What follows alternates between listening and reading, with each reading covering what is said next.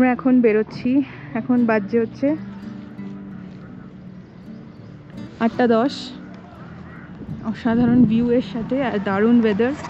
আমরা আজকে স্টার্ট করছি ফর শিলিগুড়ি। সন্ধেবেলা আমাদের বাস। আমরা স্টার্ট করে ফেললাম 8:12-তে। অসাধারণ একটা ভিউ এর সাথে। Hey guys, welcome back to doctor Usha blogs. আজকে আবার একটা নতুন ভিডিওতে আপনাদের সবাইকে স্বাগত।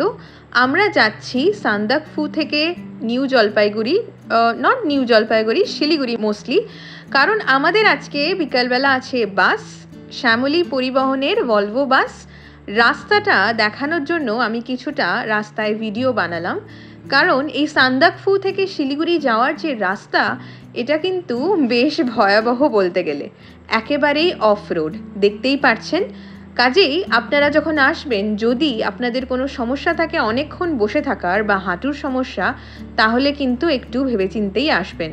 দেখতেই পাচ্ছেন রাস্তা কিন্তু একেবারেই ভালো না, তবে রাস্তার দুধারের যে প্রাকৃতিক সৌন্দর্য সেটা কিন্তু অসাধারণ। দেখতেই পাচ্ছেন পাশে রোডোডেনড্রন ফুটে আছে, আর তার সাথে একটা ভীষণ সুন্দর ঝরঝরে সকাল। এর আগের সান্দাকফুয়ের ভিডিওস কিন্তু আমার চ্যানেলে আছে, আপনারা অবশ্যই সেগুলো দেখতে ভুলবেন না। সেগুলো আমার ডেসক্রিপশন বক্সে পেয়ে যাবেন, এছাড়া আই বাটনে ক্লিক করলেও পেয়ে যাবেন। আজকে আমাদের last video of this series, আর এরপরে তো বাড়ি পৌঁছেই যাব, তারপর শুরু হবে আবার একটা নতুন সিরিজ। তবে এই সিরিজটা কিন্তু পুরোটা আপনাদের দেখার অনুরোধ রইল। দেখতেই পাচ্ছেন রাস্তাগুলো ভীষণ ভীষণ স্টিপ, আর এই রাস্তা দিয়েই কিন্তু ট্রেকিংও হয়, তো অনেক বেশি হাইটের রাস্তা, তাই জন্য একটু ডিফিকাল্ট। আমরা বলতে বলতেই পৌঁছে গেলাম কালীপোখরিতে। সান্দাকফু থেকে কালীপোখরির ডিস্টেন্স কিন্তু খুবই কম, ওই 2.5-3 কিলোমিটার মতন। আর কালীপোখরিতে আমরা দাঁড়িয়েছিলাম যেদিন আমরা টুমলিং থেকে সান্দাকফু যাচ্ছিলাম, সেই ভিডিও দেখবেন অবশ্যই। খুব সুন্দর জায়গাটা, আর সেদিনকে ছিল মেঘলা, আজ একেবারে ঝকঝকে সকাল। যাই হোক, রাস্তাটা যা বললাম, যাচ্ছি আমরা, রাস্তাটা বেশ খারাপ। অ্যান্ড আর একটা কথা বলে রাখি, ঠান্ডা কিন্তু এখন খুব বেশি লাগছে না। সকালবেলা উঠে বেশ ঠান্ডা ছিল। আমরা কিন্তু আজকে কাঞ্চনজঙ্ঘা, এভারেস্ট সব কিছু দেখেছি, সেইগুলো এর আগের ভিডিওতে আছে। ব্রেকফাস্ট করেছি আমরা ম্যাগি দিয়ে, আর চা তো ছিলই তার সাথে। দেখতেই পাচ্ছেন পুরো পাহাড়টা একেবারে সাদা রোডোডেনড্রনে মুড়ে গেছে, প্রচুর ফুল। আর এখন হচ্ছে মে মাস, আমরা মে মাসে যাচ্ছি। এরপরে চলে এলো সিঙ্গালীলা ন্যাশনাল পার্ক, আর এই সিঙ্গালীলা ন্যাশনাল পার্কেই কিন্তু রেড পান্ডা দেখা যায়, বাট আনফর্চুনেটলি আমরা কোনো রেড পান্ডা দেখতে পাইনি যাওয়ার সময়ও, আর ফেরার সময়ও কিন্তু অনেক তাকিয়ে থাকলাম, কিন্তু একটা রেড পান্ডাও কিন্তু চোখে পড়লো না। তবে এখানে আমরা অনেকগুলো ফটোগ্রাফার্স, মানে যারা ওয়াইল্ড লাইফ ফটোগ্রাফার্স, তাদেরকে দেখেছিলাম। হয়তো এখানে চুপচাপ বসে থাকলে অবশ্যই রেড পান্ডা দেখা যায়, তবে আমরা পাইনি। এরপরে আসবে হচ্ছে টুমলিং, যে টুমলিংয়ে আমরা স্টে করেছিলাম। রাস্তাটা এবার একটু ভালো, খুব খারাপ রাস্তা যেটা, সেটা ওই লাস্ট 7 কিলোমিটার্স মতো ভীষণই খারাপ। এসে গেছি আমরা টুমলিংয়ে, and this is an awesome place. এর আগের ভিডিওতেও আমি বলেছি যে আপনারা কিন্তু অবশ্যই শিলিগুড়ি থেকে সান্দাকফু যাওয়ার সময় টুমলিংয়ে স্টে করবেন, বিকজ একটা বডির অ্যাক্লিমেটাইজেশনের দরকার হয়, মানে এই হাইটের জন্য 12,000 feet height Sandakphu, and oxygen একটু কম তো অবশ্যই। তো এই টুমলিংয়ে স্টে করলে বডি ফ্যাটিগনেস আর অ্যাক্লিমেটাইজেশনও হয়ে যায়, অ্যান্ড এই জায়গাটা কিন্তু অসাধারণ। এইখানে আমরা প্রায় একদিন থেকেছি, আর অনেকটা সময় এইখানেই বসে আমরা ছিলাম। ভীষণ ভালো লেগেছিল, একটা সানসেট দেখেছি অসাধারণ। সেই সব কিছু আমার ব্লগে আছে, সেগুলো অবশ্যই দেখবেন। এখনও কিন্তু রাস্তাটা দারুণ লাগছে। এই হলো সেই জায়গাটা যেখানে একটা চোরতেন ছিল, একটা মোনাস্ট্রি ছিল, ওইখানেই আমরা বসে অনেকটা সময় কাটিয়েছিলাম, আর কাঞ্চনজঙ্ঘাকে অল্প হলেও দেখতে পেয়েছিলাম। আর আজকে দেখছি মেঘগুলো কিন্তু রাস্তা দিয়ে আমাদের সাথেই দৌড়ে দৌড়ে একেবারে চলেছে। আমাদের আজকের প্ল্যানটা কিন্তু বেশ হেক্টিক। আমাদের বাস আছে সন্ধ্যে 7টায়, মানে শ্যামলী পরিবহনের বাস শিলিগুড়ি থেকে, তেনজিং নরগে বাস স্ট্যান্ড থেকে। আর তার আগে আমাদের ইচ্ছা আছে যে আমরা শিলিগুড়ির হংকং মার্কেটে একটু শপিং করব, কারণ এখানে কিন্তু কোনো জায়গাতেই শপিং আমরা করতে পারিনি। মানেভঞ্জনে অল্প কিছু দোকান আছে, কিন্তু সেই মানেভঞ্জনে জানি না আমরা কতটা সময় পাবো, আর জানি না দামটা কত বেশি বা কম। তাই কারণে আমরা ভেবেছিলাম যে শিলিগুড়ি পৌঁছে একটু তাড়াতাড়ি পৌঁছে যাব, সেই জন্য আমরা আজকে 8টায় বেরিয়ে পড়েছি। আর শিলিগুড়ি পৌঁছে আমরা কিছুটা শপিং করব হংকং মার্কেট থেকে। দেখা যাক আমাদের প্ল্যানটা কতটা সাকসেসফুল হয়। আর বলতে বলতেই দেখুন কি সুন্দর একটা রাস্তা চলে এলো, অসাধারণ এই রাস্তাগুলো, আর যেখানে মেঘগুলো আমাদের সাথে ছুটোছুটি করে যাচ্ছে। তারপরে চলে এলো একটা পাইন ফরেস্ট, আর এগুলো সবই কিন্তু ওই মানেভঞ্জন যাওয়ার রাস্তায়। আমরা প্রায় পৌঁছে গেছি মানেভঞ্জন, আর বেশি দেরি নেই। বলতে বলতেই আমরা কিন্তু পৌঁছে গেলাম মানেভঞ্জনে, বাজছে 11টা। আর আজকে এখানে অনেক দোকানঘাট খোলা আছে, যেটা আগের দিন ছিল না বেশি দোকান। তো আমরা এখান থেকে স্টার্ট করব শিলিগুড়ির জন্য, কারণ কি আমাদের বাস আছে। আর কিছু শপিং করার ইচ্ছা আছে শিলিগুড়ি থেকে, হোপফুলি হবে ভালো শপিং। আর এখানেও আছে কিছু কিছু সোভেনির শপ আছে, এখান থেকেও কেউ চাইলে আপনারা নিতেই পারেন। আর এখান থেকে কিন্তু ইভেন গাড়িও পাওয়া যায়, শিলিগুড়ির এখান থেকে গাড়ি চাইলেও সেটাও নিতে পারেন। শিলিগুড়ির জন্য শেয়ার ক্যাব চাইলেও কিন্তু এই মানেভঞ্জনে অ্যাভেলেবেল আছে, বাট আমরা রিস্কটা নিইনি, কারণ আমাদের আজকে কিছু টাইম ক্রাঞ্চ আছে, টাইম কম। সেই জন্য আমরা যে গাড়িটাতে এসেছিলাম, মানে দার্জিলিংয়ে আমরা যে গাড়িতে করে গেছিলাম শিলিগুড়ি থেকে, সেই দাদাকেই, সেই অভিষেক দাকেই কিন্তু আমরা ফোন করে বলে দিয়েছিলাম মানেভঞ্জনে চলে আসতে, আর সেই দাদাই কিন্তু চলে এসেছে মানেভঞ্জন। আর আমাদের থেকে নিচ্ছে 4000 টাকা, এটাই এখানকার রেট, আমি খবর নিয়ে দেখেছিলাম। সো আমরা এসেও ছিলাম মানেভঞ্জন অবধি শিলিগুড়ি থেকে 4000 টাকায়, অ্যান্ড আমরা যাচ্ছিও সেম রেটেই। আর আমরা যাচ্ছি কিন্তু ঘুম স্টেশন হয়ে। আর একটা রুট আছে, ঘুম স্টেশন হয়ে যদি আপনারা না যেতে চান তাহলে কিন্তু আপনারা মিরিক হয়েও যেতে পারেন, বাট ওইটা একটু হলেও লং পড়ে, খুবই হয়তো কম বাট একটু বেশিই পড়ে। তো সেই জন্য আমরা কিন্তু আজকে ঘুম স্টেশন হয়েই যাচ্ছি। সুখিয়া পৌঁছে গেছি, এরপরে আমরা কিন্তু লেপচা জগতের উপর দিয়েও যাব। সো লেপচা জগতের ফরেস্টটাও কিন্তু আমরা এখানে বাইরে থেকে দেখতেই পাবো। আপনারা চাইলে, যদি আপনাদের কাছে টাইম থাকে, অবশ্যই আপনারা কিন্তু দাঁড়িয়ে এই জায়গাগুলো দেখতে দেখতে যেতেই পারেন, বিকজ এগুলো আমার জাস্ট এই 2 মাস আগেই দেখা, মানে লেপচা জগতও আমি 2 মাস আগেই এসছি। আর আজকে আমাদের কাছে টাইম নেই, আমরা যাব খুব তাড়াতাড়ি শিলিগুড়ি শপিং করতে, সেই জন্য আর আমরা দাঁড়ালাম না লেপচা জগতে। But this is the Lepcha জগৎ ফরেস্ট। আর ভিড় কিন্তু ভালোই আছে এখন, মে মাস, অবভিয়াসলি সব ছুটি, স্কুল ছুটি অ্যান্ড এভরিথিং, সেই জন্য দেখুন বেশ ভালো ভিড় আছে লেপচা জগতে। আর অতটা কিন্তু মিস্টি বা ফগি নয়, যেরকম আমি যখন মার্চ মাসে এসেছিলাম তখন প্রচুর বেশি মেঘ আর ফগ, কুয়াশা ছিল, আর যার জন্য একটু ঘোলাটে এসেছিল, বা সেটা কিন্তু একটা অসাধারণ এক্সপিরিয়েন্স ছিল। আজকে দেখছি অতটা ঘোলাটে নয়, আর পাইনের এই উঁচু উঁচু গাছগুলো দেখতে কিন্তু অসাধারণ লাগে লেপচা জগতে। চলুন আমরা আবার এগোই, আমরা খুব তাড়াতাড়ি পৌঁছানোর চেষ্টা করছি। মোটামুটি আমাদের টার্গেট আছে 2-2:30-এর মধ্যে যদি আমরা শিলিগুড়িতে পৌঁছে যাই খুব ভালো হবে। অ্যান্ড বলতে না বলতে আমরা ঘুম স্টেশন ক্রস করছি, আর এই যে ঘুম স্টেশনের বাঁ দিকের ওই দিকের যে লাল গাড়িটা যাচ্ছে রাস্তাটা দিয়ে, ওইটা দিয়েই দার্জিলিংয়ের রাস্তা। অ্যান্ড আমরা এই সোজা চলে গেলাম শিলিগুড়ির দিকে, পাশেই টয় ট্রেনের ট্র্যাক। আর খুব প্রে করছিলাম যেন একটা স্টিম ইঞ্জিন টয় ট্রেন যদি আমাদের পাশ দিয়ে যায় তাহলে বেশ মজা হবে, কিন্তু বাট সেটা আর হলো না। সান্দাকফুতে ছিল ভীষণ ঠান্ডা, আর যত নেমে যাচ্ছি ততই যেন ঠান্ডা কমে যাচ্ছে।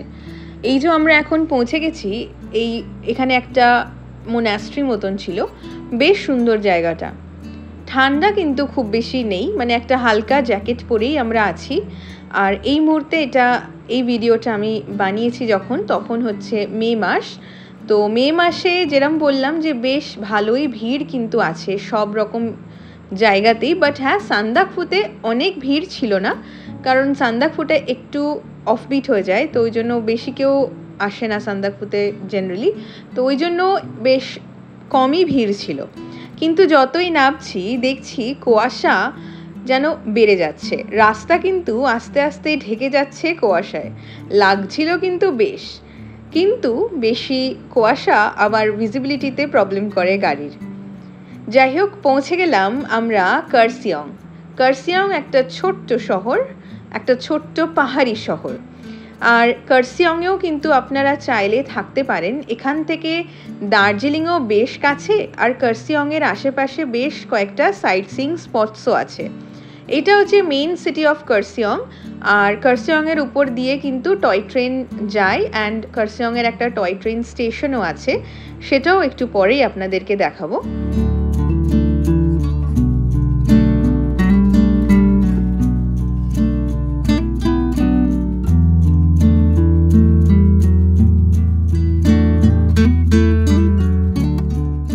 প্ল্যান আমাদের আছে লাঞ্চটা রাস্তাতেই সেরে নেওয়ার। এই যে এসে গেছে কার্সিয়ংয়ে টয় ট্রেন স্টেশন, আর এখান থেকে আমরা নিয়ে নিলাম লেফট।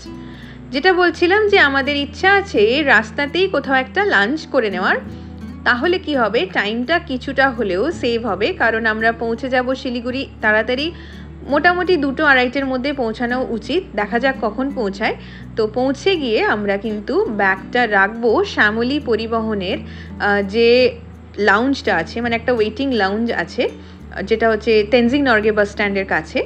তো ওইখানে আমরা রাখবো লাগেজটা। অবভিয়াসলি ওটা নিজের দায়িত্বে রাখতে হয়, কোনো ওরা দায়িত্ব নেবে না, বাট স্টিল আমি আগেও রেখেছি ওখানে ব্যাগ রেখে, আমার লাগেজ রেখে আমি লকটক করেই যাই। তারপরে হচ্ছে ওখান থেকে আমি আমাদের ইচ্ছা আছে আজকে শিলিগুড়ির যে হংকং মার্কেট সেখানে যাওয়ার।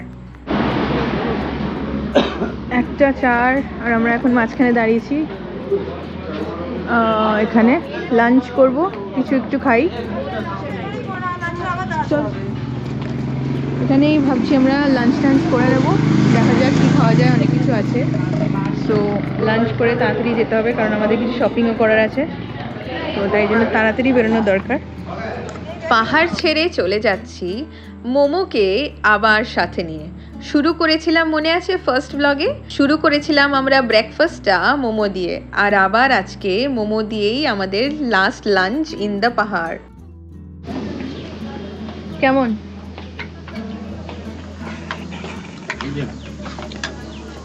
হ্যাঁ চাইয়ে তো, লেকিন এক লাইট। পাহাড়ের মোমোর কোনো তুলনা হবে না, সত্যি। মোমো আমরা যতই খাই আমাদের ওয়াও মোমোতে বা অন্য কোনো ব্র্যান্ডে, পাহাড়ের মোমোর কিন্তু সত্যিই কোনো তুলনা নেই। আর রোহিণী ছাড়িয়ে আমরা পৌঁছে গেলাম প্রায় শিলিগুড়ির একেবারে কাছে। চা বাগান শুরু হয়ে গেছে শিলিগুড়ির, ব্যাস আর কিছুক্ষণের মধ্যে কিন্তু আমরা পৌঁছে যাব তেনজিং নরগে বাস স্ট্যান্ড। চলুন, এই রাস্তাটা কিন্তু বেশ লাগছিল চা বাগানের পাশ দিয়ে।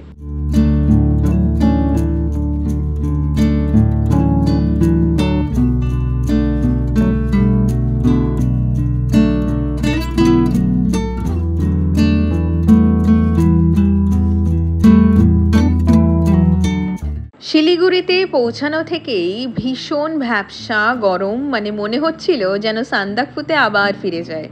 সান্দাকফুতে ঠান্ডায় থাকতে পারছিলাম না, আর শিলিগুড়িতে এসে এত গরম। বাজছে 2:03 আর আমরা কিন্তু পৌঁছে গেলাম।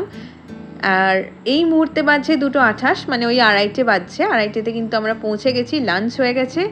আর যেটা বললাম যে আমরা কিন্তু এসেছি অভিষেকদার গাড়িতেই। 4,000 টাকা পড়েছে। গাড়ির নাম্বার ডেসক্রিপশন বক্সে অবশ্যই থাকবে, মানে গাড়ির নাম্বার নয়, অভিষেকদার নাম্বার। চাইলে আপনারা অবশ্যই বুক করে নিতে পারেন। মোটামুটি ঠিকঠাক রেটেই উনি গাড়ি মোটামুটি দেন, আর ওনার নিজেরই গাড়ি, নতুন গাড়ি। আর হ্যাঁ, আমার নাম বলবেন, আমার নাম বললে আপনারা হয়তো কিছু ডিসকাউন্ট অবশ্যই পেতে পারেন।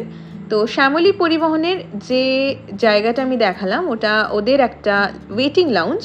ওখানে ব্যাগপত্র রাখলাম, মানে লাগেজেসগুলো রাখলাম, লাগেজে কিন্তু তালা দেওয়া আছে। আর যে ছোট আমাদের ব্যাগসগুলো সেইগুলো নিয়ে আমরা একটা টোটো ধরে নিলাম। 10 টাকা করে পার হেড আমাদের পৌঁছে দেবে কিন্তু শিলিগুড়ির হংকং মার্কেটে। শিলিগুড়ির হংকং মার্কেটে আমাদের আজকে মোটামুটি টাইম স্পেন্ড করার কথা, মানে শপিং করার কথা বেসিক্যালি, কারণ কিছুই কেনা হয়নি পুরো ট্রিপে। অনেককে দেওয়ার থাকে, ফ্রেন্ডস অ্যান্ড ফ্যামিলি, তো সবাইয়ের জন্য কিছু না কিছু একটু কিনবো, সেটা কিন্তু হংকং মার্কেট থেকেই কিনবো। পৌঁছে গেছি আমরা হংকং মার্কেট, আর এই সাইড দিয়ে মেন রোড দিয়ে ঢুকছি। মেন রোডেই আমাদেরকে নামিয়ে দিল, আর আমরা এই লেফটটা দিয়ে ঢুকছি হংকং মার্কেটে। আর এরকম ঢোকার সময়ই দেখতে পাবেন দুধারে প্রচুর স্ট্রিট শপস, একদম নিউ মার্কেটের মতন। ব্যাগস, জামা কাপড়, জুতো সব কিছু আছে। আমি লাস্ট টাইম ঘরে পরার স্যান্ডেল নিয়েছিলাম এরকম ফুট থেকেই।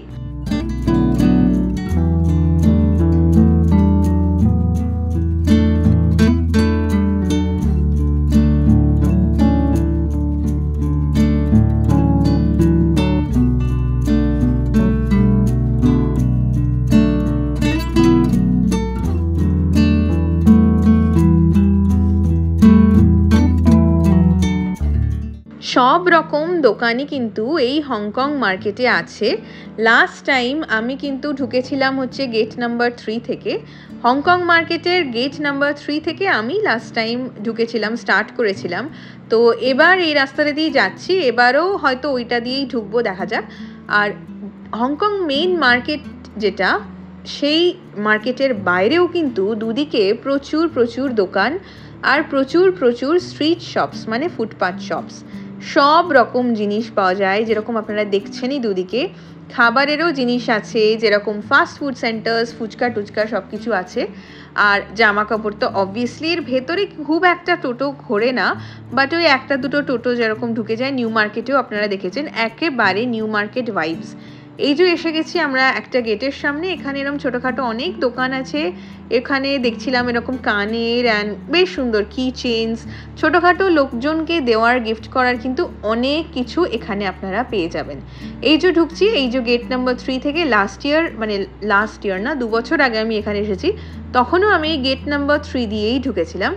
আর ঢুকেই দেখতে পেলাম লেফট সাইডে বুলদাক নুডলসের, মানে Korean noodles. If you are following Korean shows, K dramas, আপনারা জানতে পারবেন যে এখানে বুলদাক নুডলস আছে, রামেন যেটা, তাছাড়া মগু মগু ড্রিঙ্ক, মানে অনেক রকম কোরিয়ান জিনিসপত্র, ড্রিঙ্কস, ইটারিজ, ফুড এই লেফট সাইডে ছিল।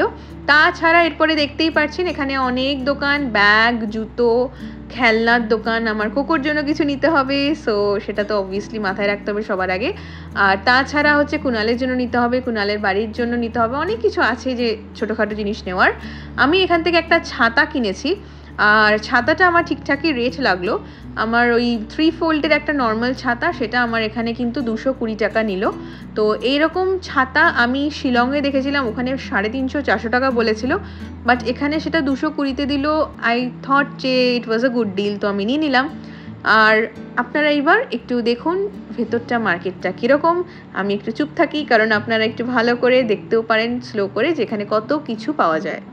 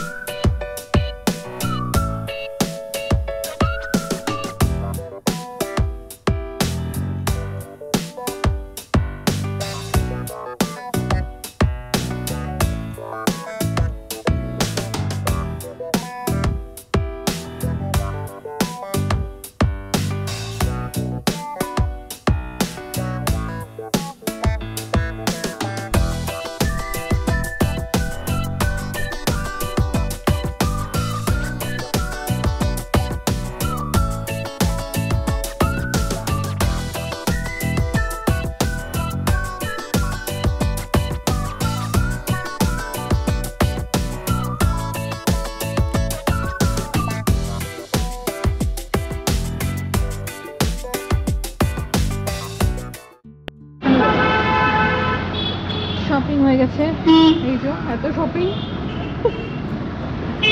দেখাবো আমি ঘরে গিয়ে কী কী শপিং হয়েছে। হংকং মার্কেটে এলে সবসময় এরকমই শপিং হয়। এখন বাজছে 6টা, আমাদের এখন 1 ঘন্টা বাকি। আর খাবার দাবার এখানে আমরা একটু খেয়েই নিচ্ছি, প্যাকও করে নেবো, তো দেখা যাক। আর 7টার সময় আমাদের বাস ছাড়বে, একদম শ্যামলির যে লাউঞ্জটা আছে ওটা আমি দেখিয়ে দেবো, ইয়েস। আর ওটার পাশেই হচ্ছে এই রেস্টুরেন্টটা, তো এখানে আমরা খাওয়া দাওয়া করবো আর রাতের জন্য প্যাক করে নেব, নিয়ে হচ্ছে finally we are going back home. আর পুরো জার্নিটা অবশ্যই দেখাবো। শপিং করে বেশ খিদে পেয়ে গেছে, তাই জিনিসপত্রগুলো ব্যাগে ঢুকিয়ে দিয়েছি। শ্যামলী পরিবহনের যে লাউঞ্জে রেখেছিলাম ব্যাগটা, ওখানে চলে এসেছে আমার এগ চিকেন রোল। খেয়ে নিই, এখন বাজে 6টা, আমরা যাবো হচ্ছে 7টার বাজে। খেয়েছিলাম এগ চিকেন রোল আর রাইস। তো আমরা যে হোটেলটায় খেলাম তার নাম হচ্ছে একতা রেস্টুরেন্ট, আর ওই শ্যামলী পরিবহন দাঁড়িয়ে আছে, ওটাই হচ্ছে লাউঞ্জ। ভুলে গেছি, কামালি খাচ্ছে রোল। আচ্ছা, ওখানে টয়লেটও আছে, so this is a good place এখানে কিন্তু লাগেজ রেখে যাওয়া যায়, আমরা এরকম লাগেজ টাগেজ রেখে গেছিলাম মার্কেটে। আর হ্যাঁ, নিজের দায়িত্ব, অবভিয়াসলি কেউ দায়িত্ব নেবে না। এইটা ছিল শ্যামলী পরিবহনের ওয়েটিং লাউঞ্জ, আর বেশ ভিড় হয়ে গেছে। আমরা যখন এসছিলাম 2-2:30-এর সময় একেবারে খালি ছিল, বাট যখন আমরা বেরোচ্ছি একেবারে ভর্তি, কারণ বাসগুলো ছাড়ছে একে একে। আমাদের বাস চলে এসছে আর লাগেজ রাখা হচ্ছে।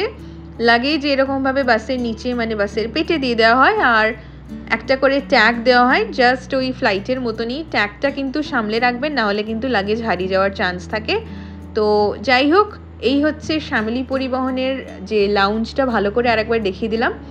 এটা একদম ওই বাঁদিকে ওইখানটাতে হচ্ছে তেনজিং নরগে বাস স্ট্যান্ড, তার ঠিক পাশেই। এর পাশে কিন্তু লোকনাথেরও একটা অফিস আছে। এবার আমি জানি না যে ওখানে লাগেজ রাখা যায় কিনা বা ওখানে ওয়েটিং লাউঞ্জ আছে কিনা, বাট এই বাসটাতে বা শ্যামলী পরিবহনের কিন্তু ওয়েটিং লাউঞ্জ আছে, যেটা কিন্তু বেশ সুবিধাজনক, কারণ আমরা অনেক সময় অনেক আগে চলে আসি বাস ছাড়ার, তো তখন ওয়েট করার মতন কোনো জায়গা থাকে না। আর একটা খুব সুবিধার জিনিস হচ্ছে টয়লেট আছে ওয়েটিং লাউঞ্জটাতে, তো খুবই সুবিধার এটা, আর টয়লেটটা বেশ পরিষ্কার।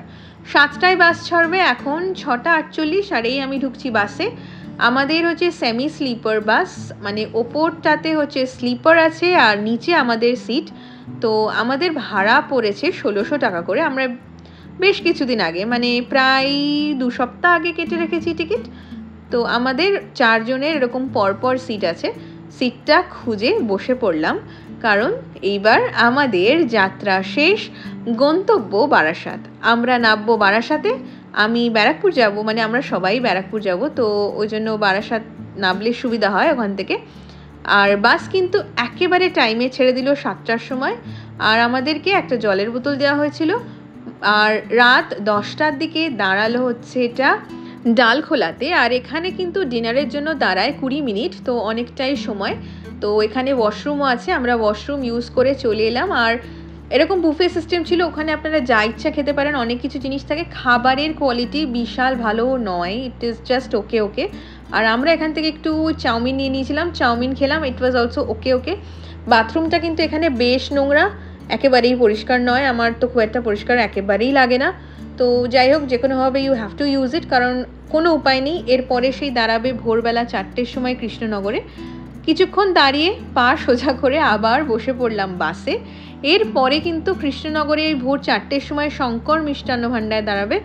শঙ্কর মিষ্টান্ন ভাণ্ডারটা বেশ ভালো। লাস্ট টাইম যখন এসছিলাম, মানে এইবারই যখন আমরা যাচ্ছিলাম শিলিগুড়িতে, তো তখন বলেইছিলাম যে শঙ্কর মিষ্টান্ন ভাণ্ডারের টয়লেটস অ্যান্ড অল খুব ক্লিন, আর জায়গাটা বেশ ভালো। খাবার দাবার আমরা খাইনি ওখানে, so that I don't know, but বেশ ভালো। এই হলো ভোর 4টে বাজছে এখন, আর দাঁড়িয়েছে শঙ্কর মিষ্টান্ন ভাণ্ডারে। চাইলে সর ভাজা সর পুরিয়াও কিন্তু কিনে নিতে পারেন এখান থেকে। পরের দিন একেবারে ভোর 6টার সময় আমাদের নামিয়ে দিল বারাসাতে একেবারে টাইমে, আর এখান থেকে লাগেজ নামাচ্ছি এখন। ভোরবেলা হলেও যেহেতু এখানে বাসগুলো দাঁড়ায়, এখানে কিন্তু অটো টোটো সব কিছু অ্যাভেলেবেল আছে। তো আমরা একটা টোটো রিজার্ভ করে নিলাম ব্যারাকপুরের, আর তাড়াতাড়ি বেরিয়ে পড়লাম, কারণ বাড়ি যেতে হবে। বাড়িতে কোকো আমার জন্য ওয়েট করে আছে, বেচারা অনেক দিন একা আছে, ওর জন্য গিফট নিয়ে যাচ্ছে। কোকো, কোথা থেকে গিফট এসছে? গিফট এসছে, ব্যাস। আজকের ভিডিওটা এই অবধি। সান্দাকফু সিরিজ আজকেই শেষ হলো। আপনাদের কেমন লাগলো অবশ্যই জানাতে ভুলবেন না কমেন্ট সেকশনে। ডক্টর উষা ব্লগসকে প্লিজ সাবস্ক্রাইব করবেন, আমাকে প্লিজ সাপোর্ট করুন, আর প্লিজ ভিডিওসগুলো শেয়ার করুন বন্ধুদের সাথে, আর একটা লাইক করে যান। Thank you so much.